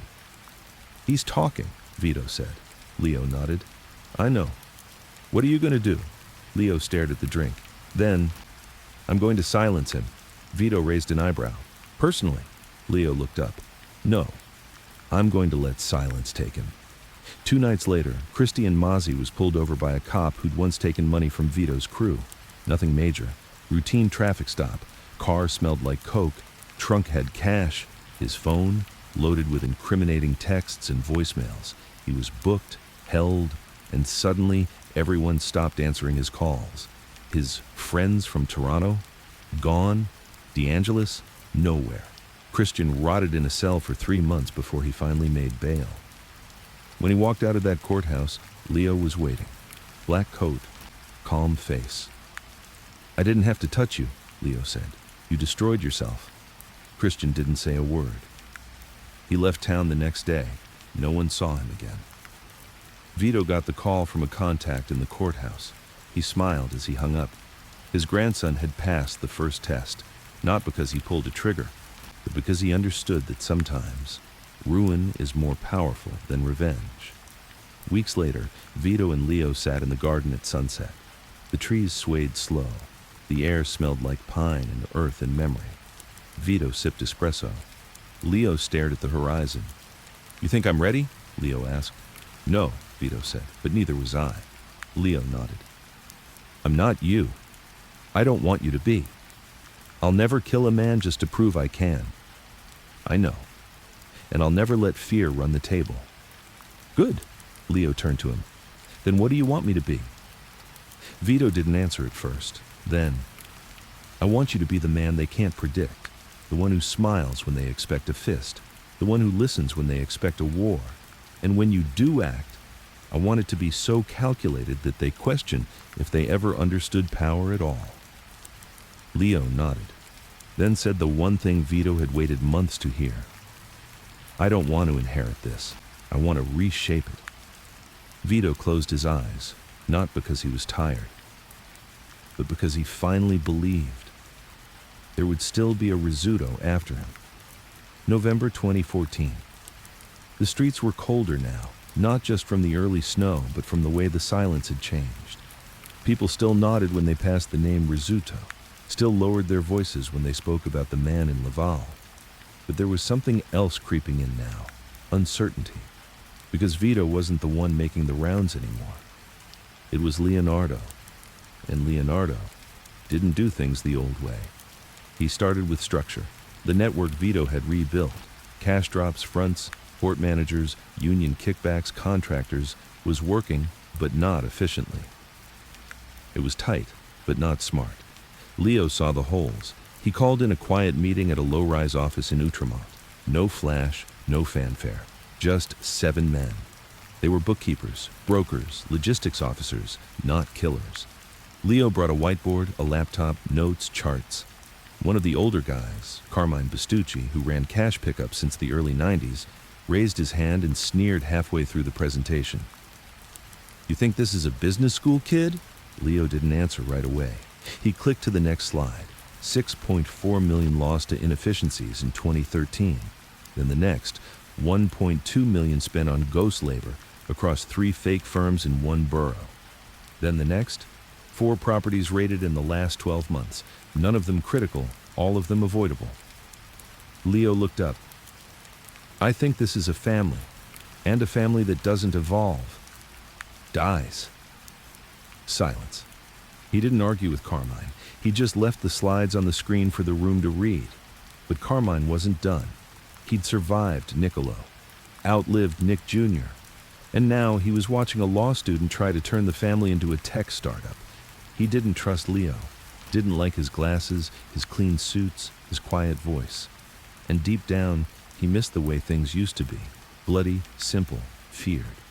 He started making calls, not outside the family, but to the old guard, guys who had stepped back, guys who remembered when Vito was Vito. Meanwhile, Leo kept building. He installed new software into the shipping front, began digitizing money laundering through shell corporations and crypto exchanges, linked real estate fronts with international holding companies to throw off the CRA and RCMP. He moved the entire core operation online, secure, encrypted, and ghosted through a labyrinth of foreign proxies. He called it the web, and only 5 people had access. It was smarter, cleaner, safer, but it wasn't respectable in the eyes of men who still believed power came from fear, not data. One of those men was Gioacchino, Vito's cousin. He had stood by Vito for decades, killed for him, buried men in snowbanks, sat at tables while bullets flew just to protect the crown. Now, he was being asked to take orders from a 23-year-old who didn't carry a gun. He said nothing publicly, but Vito noticed. "You're quiet these days," Vito said one night as they sat in the garden. "I'm thinking about whether a name survives when it forgets how it was earned." Vito sipped his wine. Leo isn't forgetting. He's just not repeating. Gioacchino didn't argue, but he also didn't look convinced. That's how betrayal brews, not with screaming, but with silence, kept too long. One cold Tuesday morning, Leo made a decision that turned whispers into open tension. He shut down 4 old fronts in the East End, dry cleaners, auto shops, import offices that had once been the foundation of the family's laundering structure. They were leaking money, attracting heat, and filled with old men stealing from the till. Leo sent notices, not bullets, just letters. Operations terminated. We thank you for your years of service. That didn't go over well. 2 men refused to close. One of them, Dominic Scalia, 58, former earner, stood outside his own storefront the next day with a shotgun in the back and a bottle of wine in his hand. When Leo arrived alone to speak with him, Scalia smiled. "You got balls showing up here without your guards." Leo shook his head. "I don't need guards. I came with truth." Scalia laughed. "That's not how this works, kid." Leo looked at the old brick building, the rusted sign, the parking lot with 2 dead cars. "This place used to earn $200,000 a month. Now it barely pays rent. You're skimming just to cover the lights." "So?" Leo looked him in the eyes. "You're stealing from me." Scalia's smile faded. "I'm trying to survive." Leo handed him a check, 6 figures. "Take it, walk away, with your dignity." "What if I don't?" Leo took a long breath. "Then you're not family anymore." That night, the shop burned down. No arrests, no witnesses. Scalia moved to Ottawa. He took the check with him. That sent shockwaves through the network. Leo wasn't acting like a prince anymore. He was acting like a don. But not all saw it that way. In a warehouse outside of Laval, 5 men met in secret.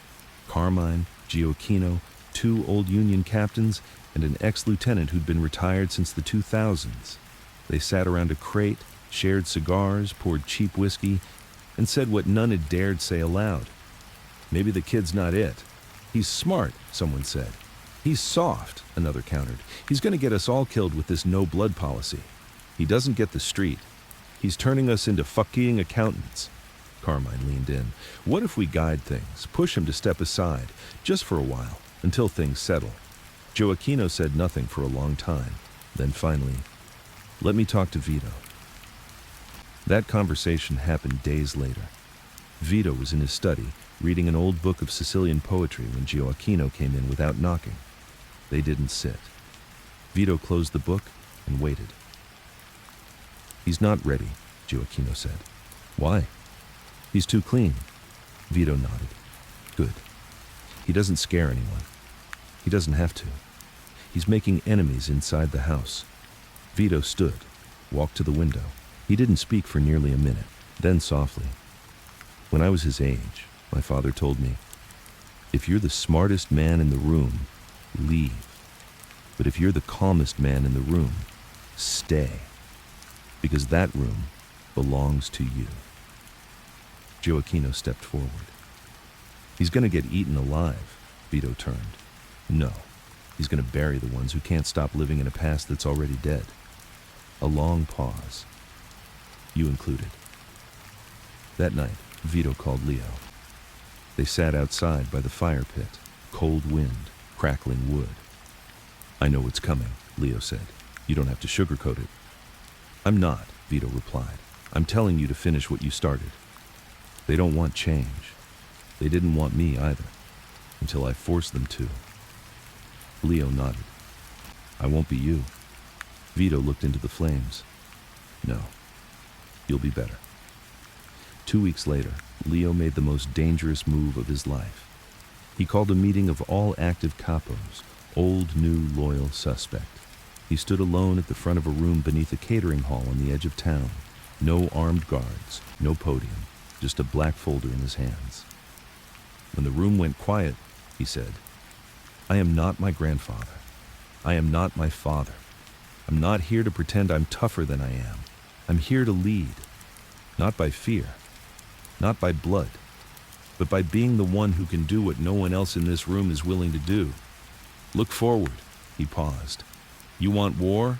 Go find one. You want cash? I'll show you how to make 5 times more with half the risk. You want tradition? Then go build altars to dead men. He placed the folder on the table. Inside, profits, projections, routes, numbers, smart, scalable, clean. Follow me, he said, or try to stop me. But if you choose the second option, understand this. He leaned forward. I'm not a prince. I'm the future. And the future doesn't ask permission. They didn't clap. They didn't cheer. They just stayed seated. Which, in that world, meant something bigger than applause. Acceptance. December 2014. The snow came early that year. The kind that fell in slow sheets. Heavy, relentless. It made the city quieter, like everything was holding its breath. Vito Rizzuto sat in the den of his Laval estate, staring out the window, hands clasped. He didn't speak much anymore, not because he had nothing to say, but because he'd said everything that mattered. Leonardo was running the family now, not officially. There hadn't been a crowning, no ceremony, no ring kissed, but the streets knew. So did the men. And that's what scared some of them the most. The problem wasn't the outsiders.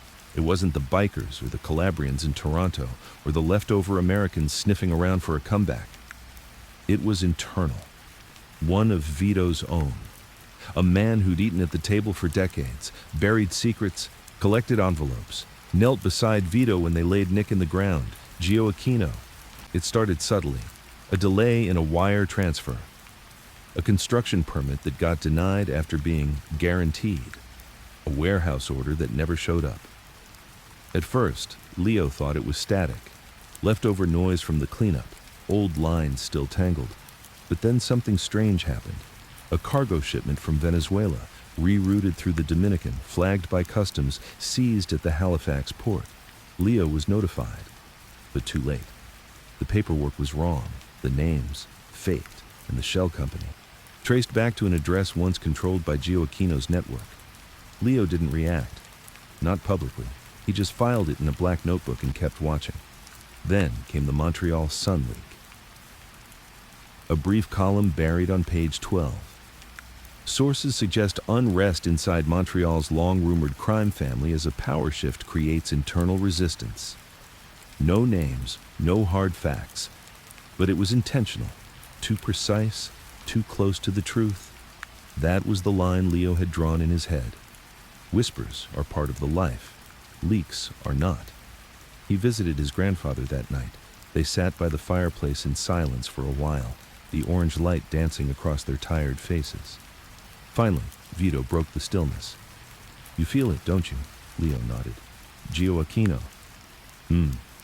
He's too careful for mistakes. These aren't errors, they're moves. Vito didn't flinch. I know. So what do we do? Vito looked into the flames, then back at Leo. You already know the answer. You just don't like it. Meanwhile, Gio Aquino was moving. He'd gathered a small circle. Old friends, old loyalties, not traitors, not yet. Just men who felt left behind. His pitch was simple. Leo's turning the family into a spreadsheet. We're becoming accountants. He's making us vulnerable. Some nodded, others hesitated. He didn't need everyone. Just enough. Enough to destabilize, to force a reset.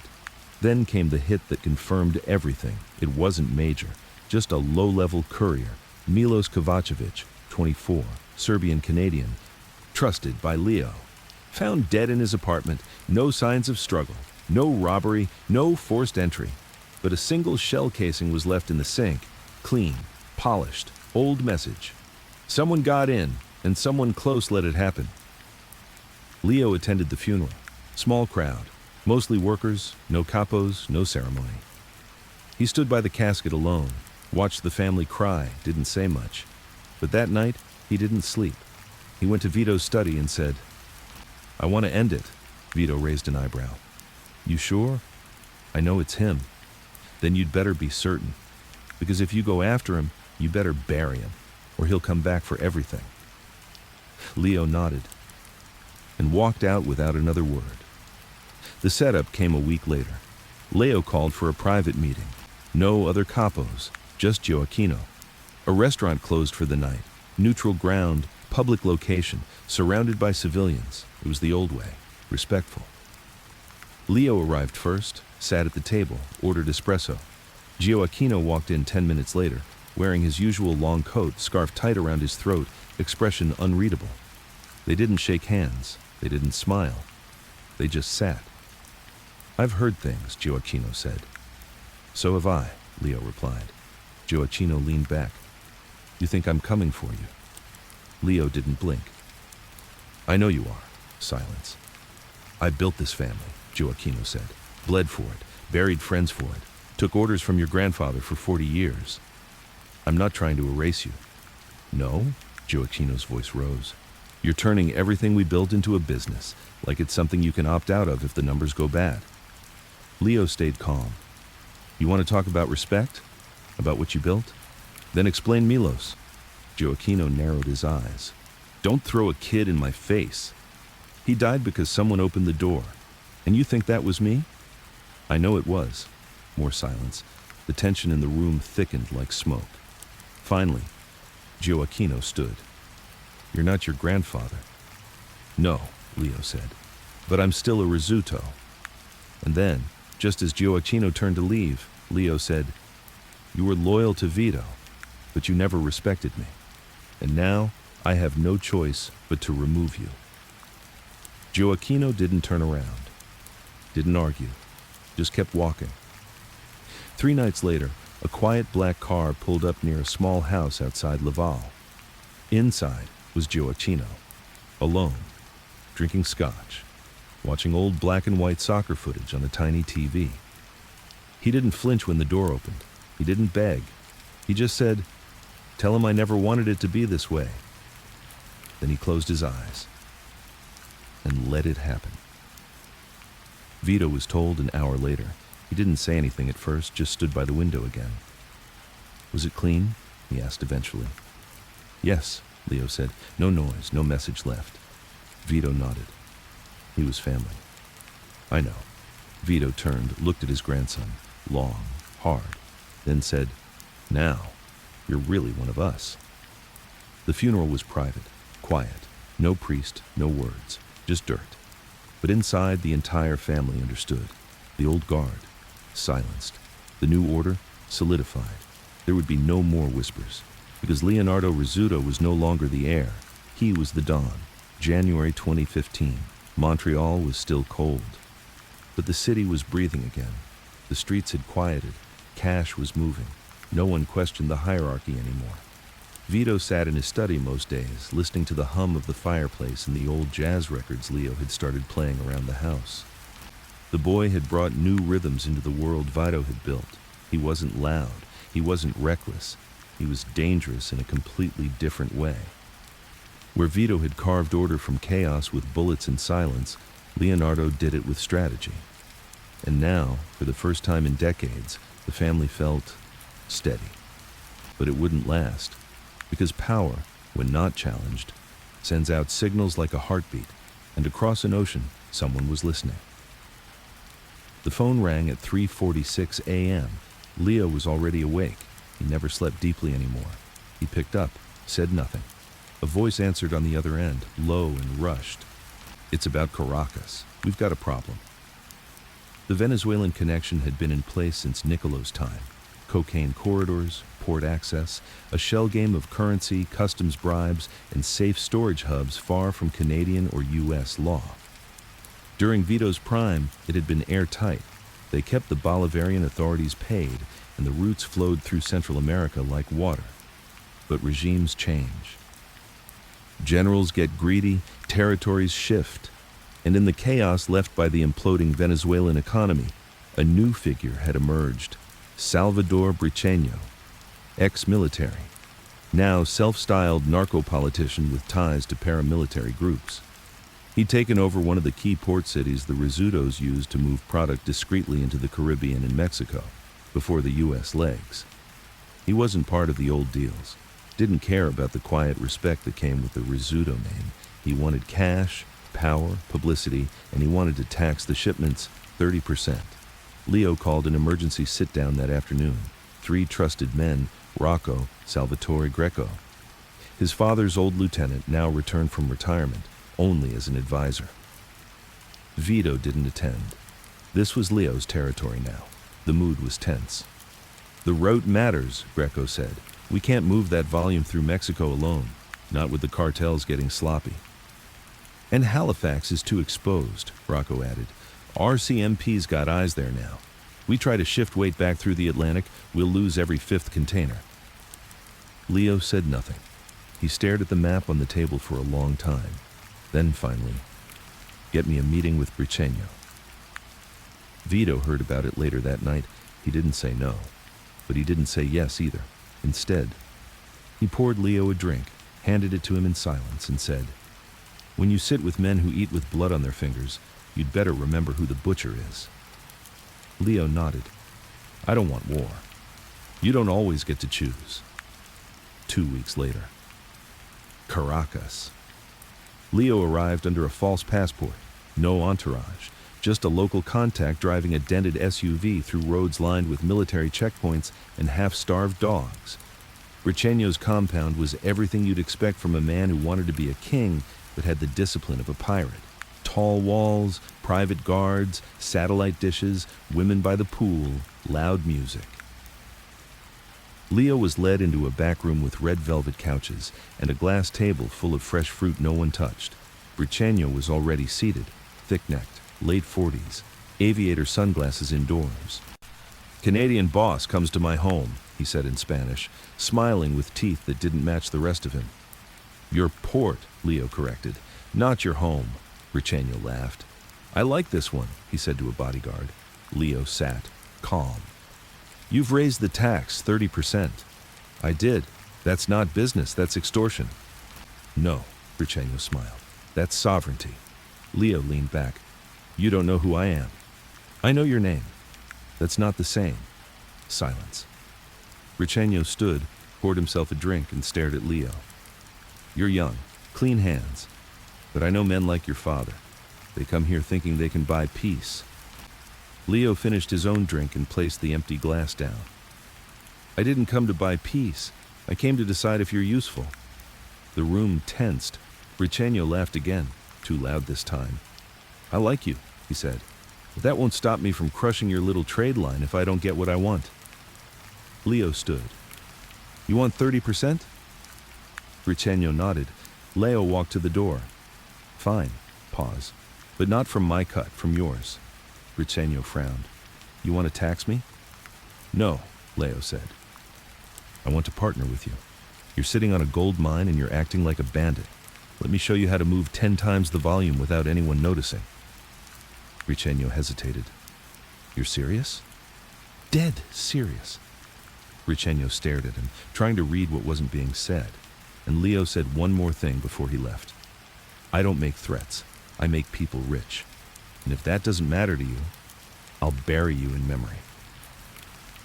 Back in Montreal, Vito got the call. He listened in silence.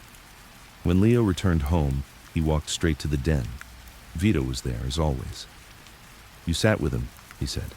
"I did. And we've got the port. 40% more volume, no heat. Terms? We moved through him, but we hold the keys. And we trained his own logistics crew. They work for us now." Vito stared at his grandson for a long moment, then smiled, the kind of rare smile that meant everything. "You just turned a pirate into a puppet," Leo shrugged. "It was easier than expected." "No, it wasn't," Vito said. "But you made it look like it was. That's leadership." But power attracts darkness. And far across the sea in Palermo, someone else had heard of Leonardo's rise. Giulio Romano, old Sicilian blood, exiled from Montreal decades ago after a failed hit, now back in Italy, running rackets from the shadows, waiting for his moment. The old families had once whispered that Romano should have taken Vito's place back in the 80s. He never forgot it, and now that a Rizzuto was rising again, he saw opportunity or revenge. February 2015. Palermo, Sicily. The streets of Bolero hadn't changed much. The same cracked walls, the same shouts of fish vendors in the morning, the same smell of diesel, wet stone, and frying oil lingering in the alleyways. But inside a villa up the hillside, tucked behind black iron gates and shaded orange trees, a man who had not stepped foot in Montreal in over 30 years sat sipping coffee like it was wine.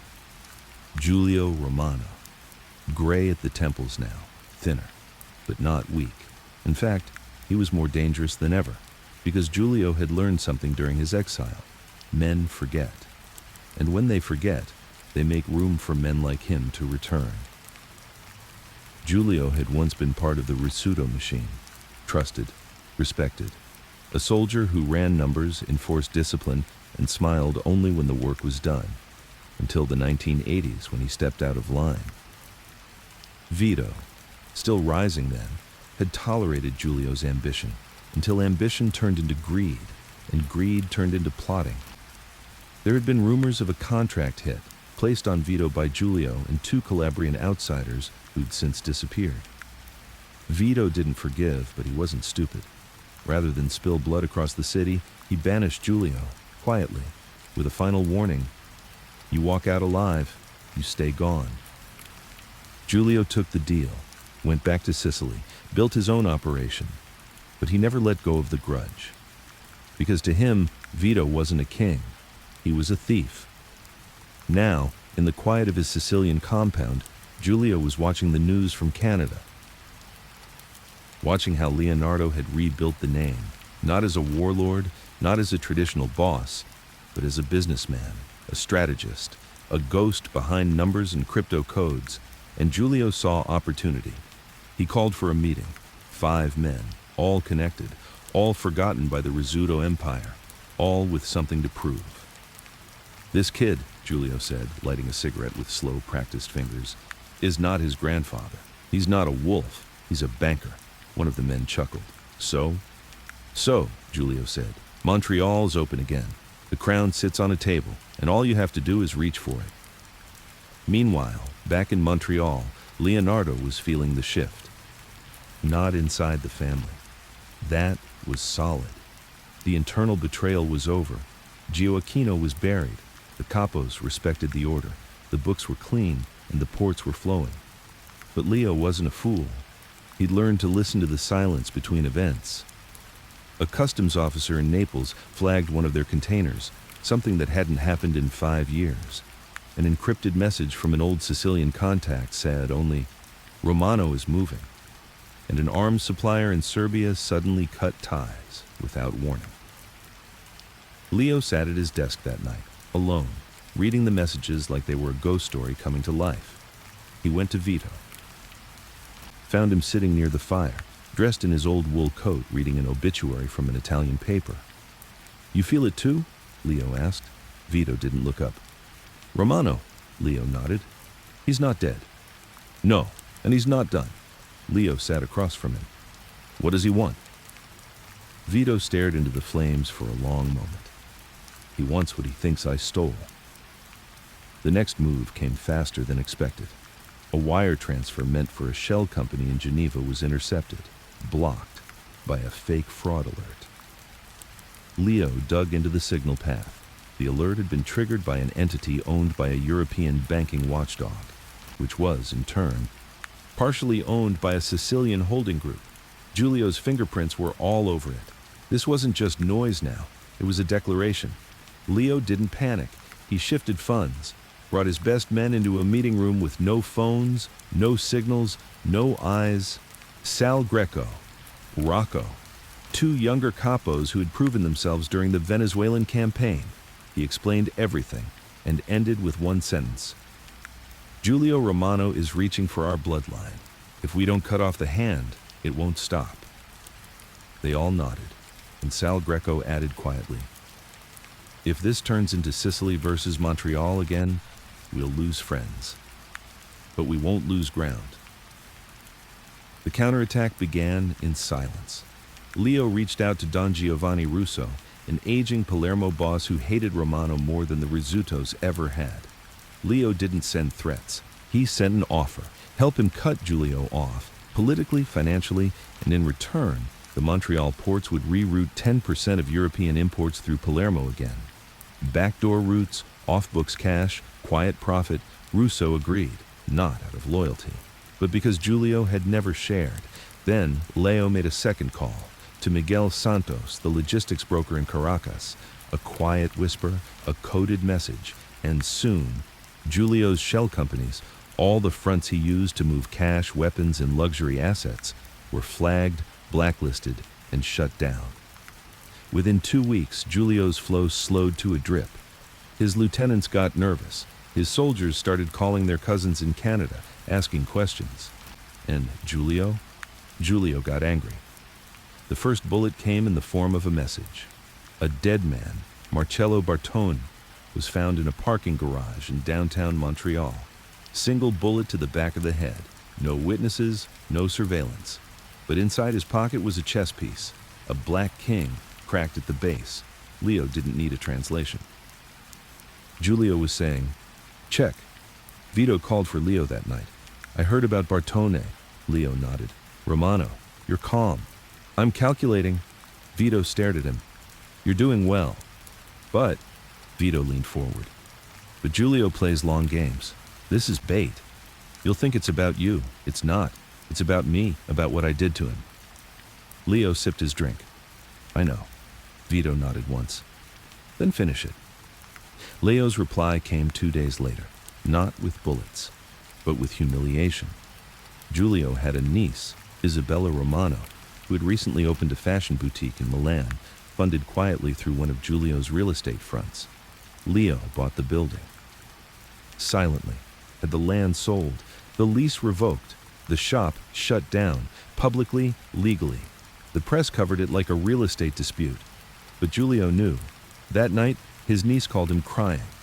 And Giulio? He smashed a glass against the wall because Leo had done something worse than retaliate. He'd made Giulio look small. Now the game was real.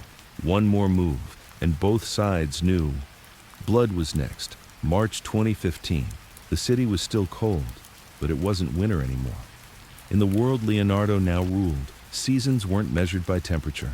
They were measured by bodies, betrayals, and the moments when you either blinked or buried someone. And today, he was choosing neither. Because this wasn't about strategy anymore.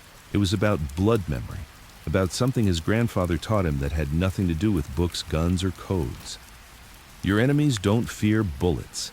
They fear the day they realize you were never afraid of them in the first place. Giulio Romano had gone quiet, which made him loud. Leo had been in this long enough to know that enemies only make noise when they're unsure. When they go quiet, they've already chosen the place, the hour, the method. The question now wasn't if Giulio would strike again. The question was how public he wanted Leo's fall to be. Because this was no longer about turf. This was personal. A man buried in Sicilian exile for 30 years was now clawing his way back across oceans just to erase the Rizzuto name from history. And that made him dangerous, suicidally dangerous.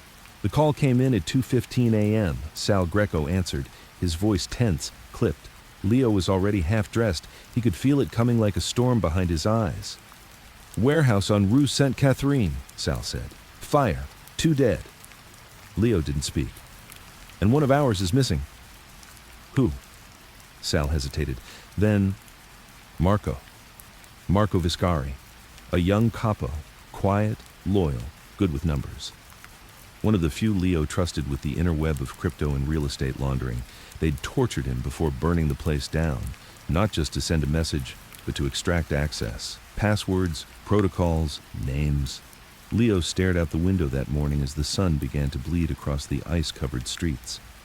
The game was over. This wasn't chess anymore. Giulio had thrown over the board. He went to see his grandfather before he acted. Vito was awake, even though he hadn't been called. He just looked up as Leo walked in and said, "It's time." Leo nodded. "I can finish this, but not without your blessing." Vito leaned forward, eyes still sharp beneath his age. "You don't need my blessing. I want it anyway." Vito poured them both a drink, held up his glass. "To those who came before." They drank, and Vito whispered, "Make it clean."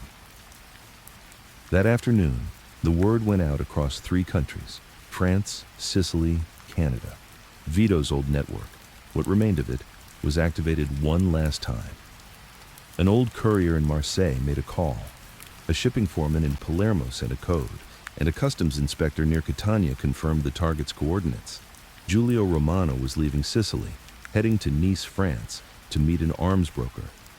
One last power move before he unleashed whatever virus leak or smear campaign he'd crafted using Marco's information. But he never made it past the French coast. Leo didn't send shooters. He didn't want Giulio to disappear. He wanted him to be seen. So, he sent Nicola Ferrari, a former Sicilian intelligence asset who owed the Rizzutos his life. Nicola followed Giulio to a private villa outside Nice, waited until the deal was done, waited until Giulio drank 2 glasses of wine, waited until he stood on the balcony to make his call, and then he walked up behind him and cut his throat. Clean. Professional. No screaming. Just silence. Oh. Giulio dropped where he stood, face down. His body was found 3 hours later. No signs of forced entry, no fingerprints, just a single item left in his jacket pocket. A photo of Niccolo, Vito, and Nick Jr. taken in 1981. 3 Rizzutos, smiling. Under it was written, "We never forgot." Back in Montreal, Leo stood outside a cafe on Rue Beaubien, watching the snow fall in soft sheets. His hands were in his pockets. No coat, no gloves, just stillness. Sal Greco walked up behind him. "It's done," Leo nodded, and for the first time since this started, he exhaled. Not relief, not triumph, just release, a weight lifting. Not because Giulio was dead, but because the ghosts were finally buried. Later that night, Vito called Leo to the house. No fireplace this time, no jazz, just 2 glasses, a bottle between them. "I was wrong," Vito said. Leo raised an eyebrow. "You've built something I never could, something that doesn't rely on guns or fear, something that might actually last." Leo said nothing. Then Vito added, "But if you want it to last, you have to do what I couldn't." Leo finally spoke. "What's that?" Vito looked at him, eyes full of the years, the blood, the memory. "You have to leave someday, not in a box, not in a cell, but on your own 2 feet. Alive." That night, Leonardo sat alone on the roof of his Laval estate. The stars were faint above him. The city shimmered in the dark like a sleeping animal. He thought about his father, shot in cold daylight. His grandfather, buried under weight no man should carry. The men he'd had to betray, the men he'd had to bury, and the boy he once was, looking at photos of men in suits and wondering what kind of monsters they really were. Now, he knew, they were monsters who had to be. But maybe, just maybe, he didn't have to stay one forever. A month later, Leonardo Rizzuto hosted a dinner. Small, private, 10 people, capos, family, all loyal. No ceremony, no title, just words. "I'm not my grandfather," he told them. "I'm not my father. I'm not here to wear a crown. I'm here to make sure no one ever takes it from us again." He raised a glass, and this time, they all stood. Because he wasn't just the Don anymore. He was the one who finished the war.